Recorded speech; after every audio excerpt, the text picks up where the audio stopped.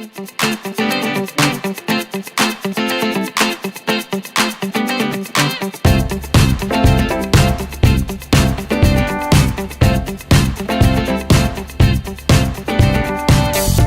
month is so dynamic. I wasn't religious all my life. I've been religious about 30 years or so, and Elul, and I never really caught until now what it's about. Elul. It's so wild that there's so many allusions to the month of Elul spread all through the Tanakh, all through the Bible. 5 books of Moses, all through the Tanakh. There's all these allusions, metaphor. Everybody knows the Ani Ladodi, Vidodi Li, and Shir Shirim, and Song of Songs. But there's like 7 others from different places in Tanakh. Arrows pointing to the month of Elul. There's no other month where there's like this. What is it about Elul? You can go. There's no other place where there's these allusions to Elul or allusions to Nisan or Tishrei. There's no. Elul what is it about Elul? So I finally figured it out. I didn't figure it out. I was reading this article by Rabbi Moshe Shapiro. It was this Rav in Eretz Israel who I met him when I was there. And he explains really what was going on at this time, as the Moshe was up on the mountain for 40 days, and it was supplicating on behalf of the Jewish people, but really it was getting the second set of tablets. And the second set of tablets is more dynamic than the first set of tablets. The first set was from God. It was like your freebie. The second set had to be from us.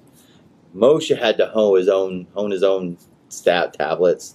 He had to bring it up, right? It had to be from below to above, right? But the most dynamic insight was that really what was going on in this time in terms of, let's say, creation.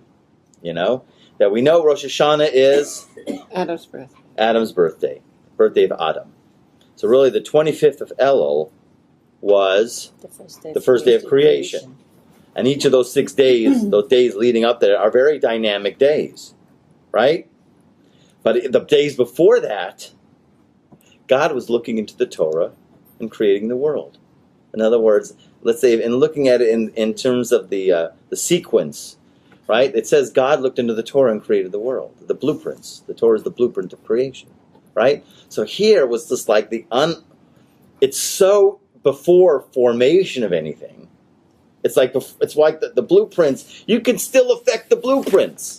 You can still you can do such unbelievable change. They say that Tishrei has unbelievable, the first 10 days from Rosh Hashanah to Yom Kippur, you can do unbelievable dynamic change in those 10 days.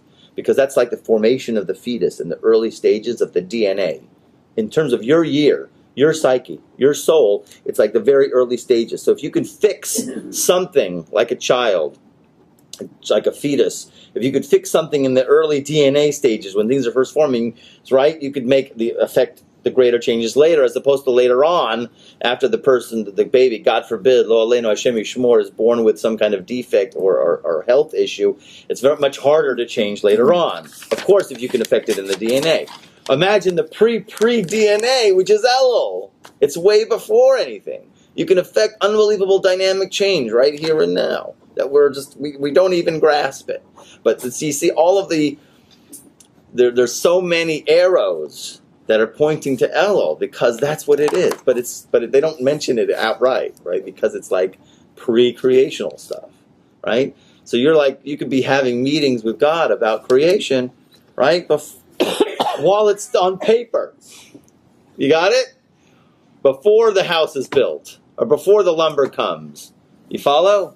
Yeah. Tishrei, the lumber's already arrived, and you're in the building of it. It's very hard to change plans when the lumber's arrived and the foreman's there, the papers are drawn out. But if you're in the table, in the meeting with the boss, imagine what you can affect then, okay?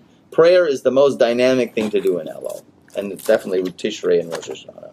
Go and talk. I say if you don't listen to the videotapes that I do at Torch, right, about talking to God in your own language, you just got to do it.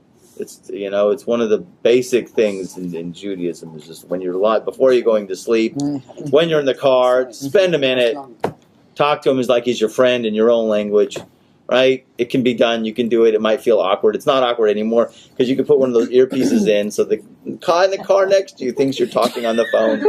They don't think you're crazy talking. No, if you know, about 10 years ago, 20 years ago, they definitely think you're crazy. Yeah, we're absolutely right? Nowadays, I'm in the airport and somebody's talking. I think they're talking to me. Yeah, I know. I did it Everywhere. in the supermarket too. They walk in the door. Everywhere. Exactly. Right, everywhere. So now you can have one of those. You be talking to God. They think you're on the phone.